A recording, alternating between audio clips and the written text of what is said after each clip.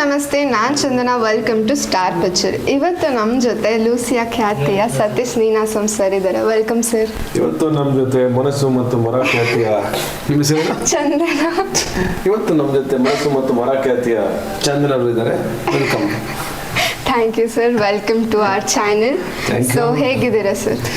Fine fantastic. Okay, ಏನೋ ಅಷ್ಟು ಚೆನ್ನಾಗಿಲ್ಲ, but okay, not bad, great. ಏನೋ ಏಟ್ ಆಗ್ಬಿಟ್ಟಿದ್ದೀರಾ ಸರ್, ಅದಕ್ಕೆ ಕೇಳಿದೆ. ಕಣ್ಣಿಗೆ ಇದು ಚಿಕ್ಕ ವಯಸ್ಸಲ್ಲಿ ಬಿದ್ದಂಥದ್ದು. ಓಕೆ. ಯಾವುದೋ ಹುಡುಗಿ ನೋಡ್ತಾ ಕೆಳಗೆ ಬಿದ್ದೆ, ಇಲ್ಲಿ ಏಟ್ ಆಗಿ ಗಾಯ ಆಗಿದೆ. ನಾನೇನೋ ಹಾರರ್ ಕಾಮಿಡಿ ಮೂವಿ ಶೂಟ್ ಮಾಡ್ತೆ, ಏನಾದರೂ ಏಟ್ ಮಾಡ್ಕೊಂಡ್ಬಿಟ್ರೆ ಅನ್ಕೊಂಡೆ. ಇಲ್ಲ, ನಾನು ನೀವು ಫ್ಯೂಚರಲ್ಲಿ ಬರ್ತೀರ ಅಂತ ಗೊತ್ತಾಗಿತ್ತು, ಅವಾಗ ಬಿದ್ದೆ ನಾನು. Okay okay sir. ಮೂವಿನ ಯಾವಾಗ ಕತೆ ಕೇಳಿದ್ರಿ ಆ್ಯಂಡ್ ಯಾಕೆ ಮಾಡ್ಬೇಕು ಅನಿಸ್ತು ಹಾರರ್ ಕಾಮಿಡಿ ಮೂವಿ? ಅಂದರೆ ಇದೊಂಥರ ಮಜಾ ಇದೆ, ಒಂಥರ ಏನಂದರೆ ಫನ್ನು. ಅಂದರೆ ಇಡೀ ಸಿನಿಮಾ ಎಂಟರ್ಟೈನ್ಮೆಂಟ್ ಅಂದರೆ ನಗಿಸ್ತಾ ಹೋಗುತ್ತೆ ಎಲ್ಲ ಕಡೆ. ಒಂಥರ ಈ ಸಣ್ಣ ಮಕ್ಕಳಿಗೆ ಒಂದು ಚಂದಮ್ಮ ಕತೆ ಹೇಳಿದಾಗ ಒಂದು ಕ್ಯೂರಿಯಾಸಿಟಿ ಹುಟ್ಟುತ್ತಲ್ಲ, ಹಂಗೆ ಸಿನಿಮಾ ನೋಡ್ತಾರೆ, ಒಂದು ಕ್ಯೂರಿಯಾಸಿಟಿ ಬರ್ತಾ ಇರುತ್ತೆ, ಯಾವ ದೇವ ಅಂತ. ಆ ಥರದೊಂದು ಮಜಾ ಕೊಡೋ ಸಿನಿಮಾ. ಸರ್ ಸಾರಿ, ನಿಮ್ಮ ಕಾಲು ಏನಾದರೂ ನೋಡ್ತಿದ್ಯಾ? ಇಲ್ಲ, ನಾನು ಆರಾಮಿದ್ದೀನಿ. ಯಾಕಂದರೆ ನೀವು ನನ್ನ ತಲೆಯಲ್ಲಿ ಓಡ್ತಾನೆ ಇರ್ತೀರ ಯಾವಾಗಲೂ, ಅದಕ್ಕೆ ಹೇಳಿದ್ರು. ನಾನು ಏನೋ ಹೇಳ್ತಾರೆ ಅಂತ ಅನ್ಕೊಂಡ್ರೆ ನೋಡಿ, ನೀವು ಆವಾಗಲೇ ಬಿದ್ದಿದ್ದೀರಾ, ಆದರೆ ನೀವು ನನ್ನ ಮೈಂಡಲ್ಲಿ ಇನ್ನೂ ಓಡ್ತಾನೆ ಇದ್ದೀರಾ. That's great. I appreciate you. Thank you. Okay, ಇವಾಗ ಕಂಟಿನ್ಯೂ ಮಾಡೋಣ. ಎಲ್ಲಿ ನಿಲ್ಸಿದ್ರಿ? ಅದೇ sir, horror movie experience childhood ಅಲ್ಲಿ. ಹಾರರ್ ಮೂವಿ ಎಕ್ಸ್ಪೀರಿಯನ್ಸ್ ಚೈಲ್ಡ್ಹುಡ್ ಅಂಥದ್ದೇನೂ ಆಗಿಲ್ಲ. ಓಕೆ. ಹಾರರ್ ಮೂವಿಗಳು ನೋಡೋಕೆ ಇಷ್ಟ. ಏನಕ್ಕೆ ಅಂದರೆ ಆ ಸೌಂಡಿಂಗು ಸಡನ್ ಆಗಿ ಎದುರಿಸೋದು, ರಪ್ಪೊಂದು ಥ್ರಿಲ್ ಕ್ರಿಯೇಟ್ ಮಾಡ್ತಾರೆ ಥಿಯೇಟ್ರಲ್ಲಿ, ಮಜಾ ಕೊಡೋದು. ಆ್ಯಂಡ್ ಇದರಲ್ಲಿ ಅಂದರೆ ಸ್ಪೆಷಲಿ ನಮ್ಮ ಮ್ಯಾಟ್ನಿ ಸಿನಿಮಾದಲ್ಲಿ ಹಾರರ್ ಜೊತೆಗೆ ಒಂದು ಹ್ಯೂಮರ್ ಇದೆ. ಇಡೀ ಫಿಲ್ಮ್ ಆ ಹ್ಯೂಮರ್ ಕ್ಯಾರಿ ಆಗುತ್ತೆ. ನಗಿಸ್ತಾ ಎದುರಿಸ್ತಾ ಹೋಗ್ತಾರೆ. ಆ್ಯಂಡ್ ಇಲ್ಲಿ ನಮ್ಮ ನಾಗಭೂಷಣ್ ಆಗ್ಬೋದು, ಶಿವರಾಜ್ ಕೇರ್ಪೇಟೆ, ಆಮೇಲೆ ಪೂರ್ಣ, ದಿಗಂತ, ಈ ಥರ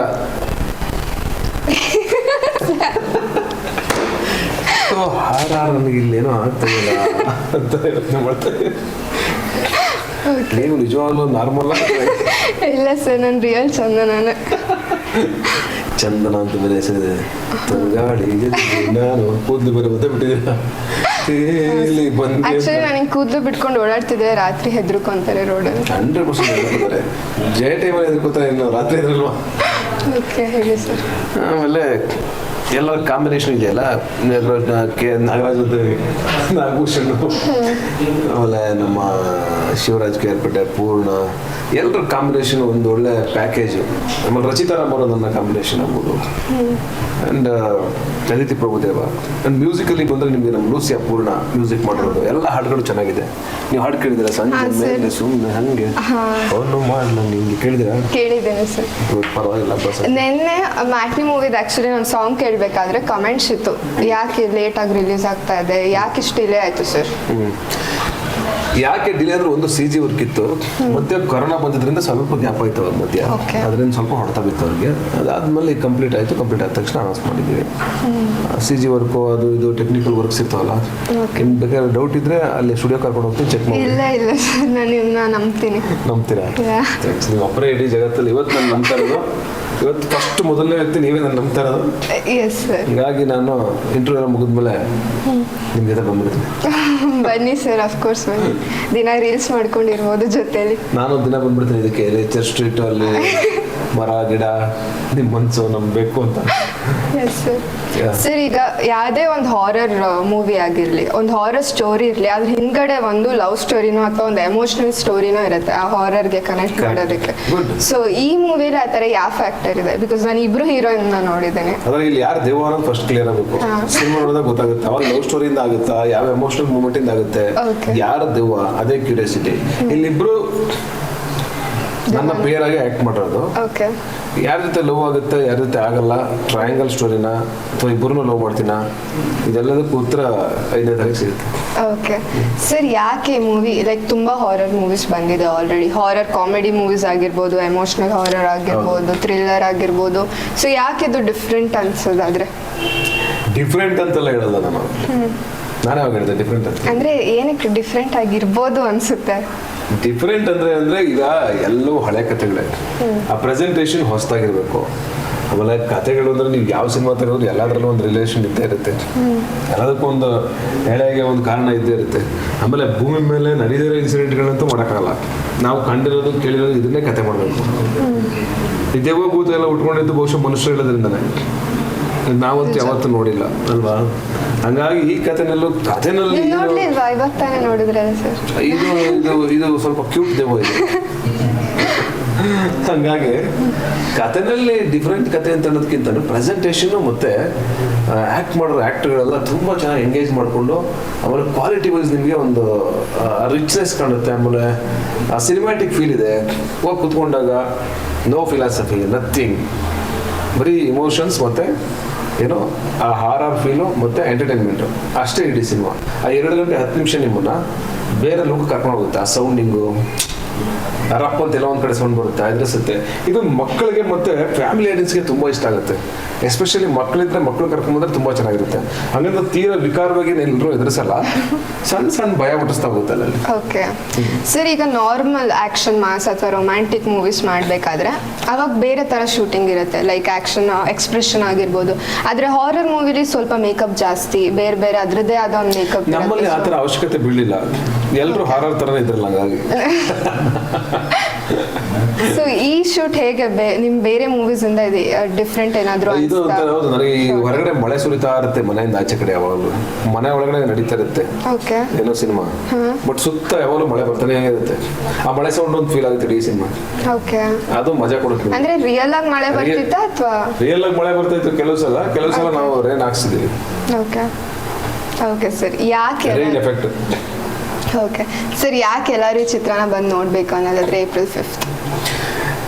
ಯಾಕೆಂತಂದ್ರೆ ಅದೇ ಅಂದೆ, ಅಂದರೆ ಈಗ ಒಂದೊಳ್ಳೆ ಎಂಟರ್ಟೈನ್ಮೆಂಟ್ ಬೇಕು, ಒಂದು ಸಿನಿಮಾ ನೋಡಬೇಕು, ಆಚೆ ಹೋಗಿ ಟೈಮ್ ಪಾಸ್ ಮಾಡಬೇಕು, ಥಿಯೇಟ್ರಲ್ಲಿ ಒಂದು ಸಿನಿಮಾ ನೋಡೋಣ ಅಂತೆಲ್ಲ ಎಕ್ಸ್ಪೆಕ್ಟ್ ಮಾಡ್ತಾ ಇರ್ತಾರೆ. ಆ್ಯಂಡ್ ಎಸ್ಪೆಷಲಿ ನಮ್ಮ ಆರ್ಟಿಸ್ಟ್ಗಳು, ನಿಮ್ಗೆ ಗೊತ್ತಿದೆ ಕಾಂಬಿನೇಷನು, ಇಷ್ಟು ಜನ ದೊಡ್ಡ ದೊಡ್ಡ ಆರ್ಟಿಸ್ಟ್ಗಳಿದ್ದಾರೆ, ಎಲ್ಲರೂ ತುಂಬ ಒಳ್ಳೊಳ್ಳೆ ನಟರು, ಅವರೆಲ್ಲರೂ ನಿಮ್ಮನ್ನು ಎಂಟರ್ಟೈನ್ ಮಾಡ್ತಾರೆ. ಆ್ಯಂಡ್ ಒಳ್ಳೊಳ್ಳೆ ಸಾಂಗ್ಸ್ಗಳಿದೆ. 2 ಗಂಟೆ 10 ನಿಮಿಷ ನಿಮಗೆ ಒಳ್ಳೆ ಟೈಮ್ ಪಾಸ್ ಆಗುತ್ತೆ, ಮಜವಾಗಿರುತ್ತೆ. ಬನ್ನಿ ಥಿಯೇಟ್ರಲ್ಲಿ ಎಂಜಾಯ್ ಮಾಡಿ. ಓಕೆ ಸರ್, ನಾನು ಇವಾಗ ನಿಮ್ಮ 2 minutes ತೊಗೊತೀನಿ, ಟೈಮ್ ವೇಸ್ಟ್ ಮಾಡ. ಇನ್ನು ವಾಟ್ಸ್ ಆನ್ ಯೋರ್ ಫೋನ್ ಅಂತ ಒಂದು ಸ್ಮಾಲ್ ಸೆಗ್ಮೆಂಟ್, 6 questions ಕೇಳ್ತೀನಿ. 6 questions ಫೋನಲ್ಲಿ ಏನಿದೆ ನನಗೆ 1,000 ರೂಪಾಯಿ ಕೊಡಬೇಕು. ಸೊ ನಿಮ್ಮ ಫೋನಲ್ಲಿ ಏನಿದೆ ಅಂತ ಎಲ್ಲರಿಗೂ ಗೊತ್ತಾಗ್ಲಿ ಅಂತ ರಿವೀಲ್ ಮಾಡೋಣ. ಫೋನ್ ತೋರಿಸ್ಬೇಕಾ ನಾನು? ಫೋನ್ ತೋರಿಸೋದೇನು ಬೇಡ, ನೀವು ಹೇಳಿದ್ರೆ ಸರ್. ಫೋನ್ ಇದೆಯಾ ನಿಮ್ಮ ಹತ್ರ? ಹಾಂ, ಹಾಗಾದರೆ okay. So WhatsApp or Instagram ಯಾವ್ದು ಜಾಸ್ತಿ ಯೂಸ್ ಮಾಡ್ತೀರಾ? ಅಫ್ಕೋರ್ಸ್ ವಾಟ್ಸಪ್ ಯೂಸ್ ಮಾಡ್ತೀರಾ. ಓಕೆ, ಜಾಸ್ತಿ ಯೂಸ್ ಮಾಡೋ ಆ್ಯಪ್ ಯಾವುದು? ನಿಮ್ಮ ಫೋನಲ್ಲಿರೋ ಎಲ್ಲ ಆ್ಯಪ್ಸಲ್ಲೂ ಜಾಸ್ತಿ ಯೂಸ್ ಮಾಡೋ ಆ್ಯಪ್ ನೀವು ನೋಡ್ಬೋದು ಬೇಕಂದ್ರೆ. ಜಾಸ್ತಿ ಯೂಸ್ ಮಾಡೋದು ಯಾವುದು ಯೂಸ್ ಮಾಡ್ತೀನಮ್ಮ? ಇದು ಗೂಗಲ್ ಪೇನಾ? ಯಾವುದೇ ಗೂಗಲ್ ಪೇ. ಹೌದು. ಓಕೆ, ಯೂಸ್ ಮಾಡದೇ ಇರೋ ಆ್ಯಪ್ ಯಾವುದು? ಇದು ಸುಮ್ಮನೆ ಡೌನ್ಲೋಡ್ ಆಗಿದೆ, ಇನ್ಸ್ಟಾಲ್ ಆಗಿದೆ, ಯೂಸೇ ಮಾಡ್ತಾ ಇಲ್ಲ. ಇದು ಯಾವುದೋ ಲೆನ್ಸ್ ಕಾರ್ಡ್ ಒಂದು ಆ್ಯಪ್ ಡೌನ್ಲೋಡ್ ಮಾಡ್ಬಿಟ್ಟಿದ್ದೀನಿ, ಏನಕ್ಕೆ ಅಂತ ಗೊತ್ತಿಲ್ಲ, ಅದು ಯೂಸ್ ಆಗ್ತದೆ ಹಂಗೆ ಬಿದ್ದಿದೆ. ಓಕೆ ಸರ್, ಡೈಲಿ ನೀವು ಎಷ್ಟು ಅವರ್ ಫೋನ್ ಯೂಸ್ ಮಾಡ್ತೀರಾ? Daily I think 2-3 hours. 2-3 hours. Okay. So ನಿಮ್ಮ ಫೋನ್ ವಾಲ್ಪೇಪರ್ ಏನು ಆಡಿಯನ್ಸಿಗೆ ತೋರಿಸ್ಬೇಕು? ನನ್ನ ಫೋನ್ ವಾಲ್ಪೇಪರ್ ಇದು ಎಲ್ಲ ಹೋದಾಗ ತಗೊಂಡಿದ್ದು ಫೋಟೋ. ಓಕೆ, ಚೆನ್ನಾಗಿದೆ ಅಂತ. ನೈಸ್. ಓಕೆ ಸರ್, ನೀವು ರೀಸೆಂಟಾಗಿ ತೆಗ್ದಿರೋ ಸೆಲ್ಫಿ ಯಾವುದು? ರೀಸೆಂಟಾಗಿ ಸೆಲ್ಫಿ ತೆಗಿಯೋಕ್ಕೆ ಬೋರ್ ಆಗ್ಬಿಟ್ಟಿತ್ತು ಈಚೆಗೆ. ಸೆಲ್ಫಿಗಿಂತ ಒಂದು ಒಳ್ಳೆ ಫೋಟೋ ಇದೆ ತೆಗೆದಿರೋದು. ಹಾಂ, ಅದೇ ತೋರಿಸಿ.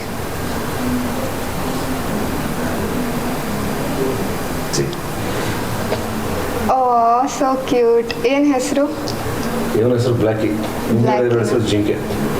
ಬ್ಲ್ಯಾಕಿ ಅಂಡ್ ಜಿಂಕೆ. ಎಲ್ಲರೂ ಹಾಯ್ ಅನ್ನಿ ಬ್ಲ್ಯಾಕಿ ಅಂಡ್ ಜಿಂಕೆಗೆ. ಓಕೆ ಸರ್, ನೀವು ಒಂದು ಫನ್ನಿಯಾಗಿ ಸೇವ್ ಮಾಡಿರೋ ಕಾಂಟ್ಯಾಕ್ಟ್ ಯಾವುದು? ಅಂದರೆ ಅವ್ರ ಹೆಸರೇನು ಹೇಳ್ಬೇಡಿ, ಏನಂತ ಸೇವ್ ಮಾಡಿದ್ದೀರಾ ಫನ್ನಿಯಾಗಿ ಅಂತ ಹೇಳಿ. ಟೆಂಟಾ?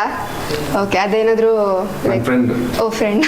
ಓಕೆ, ಸೊ ನೋಡಿದ್ರಲ್ಲ ಸತೀಶ್ ಸರ್ ಫೋನಲ್ಲಿ ಏನೇನಿತ್ತು ಅಂತ. ಇನ್ನೇನಾದರೂ ತಿಳ್ಕೊಬೇಕಂದ್ರೆ ಕಮೆಂಟ್ ಮಾಡಿ. ಇದೇ April 5ನೇ ತಾರೀಕು. ಸೊ ನೆಕ್ಸ್ಟ್ ಇಂಟರ್ವ್ಯೂ ಮಾಡಿದಾಗ ಕೇಳೋಕೆ ಬರುತ್ತೆ ಅಂತ ಸರ್. ಓಕೆ, ಸೊ ಇದೇ April 5ನೇ ತಾರೀಕು ಮ್ಯಾಟ್ನಿ ಚಿತ್ರ ರಿಲೀಸ್ ಆಗ್ತಿದೆ.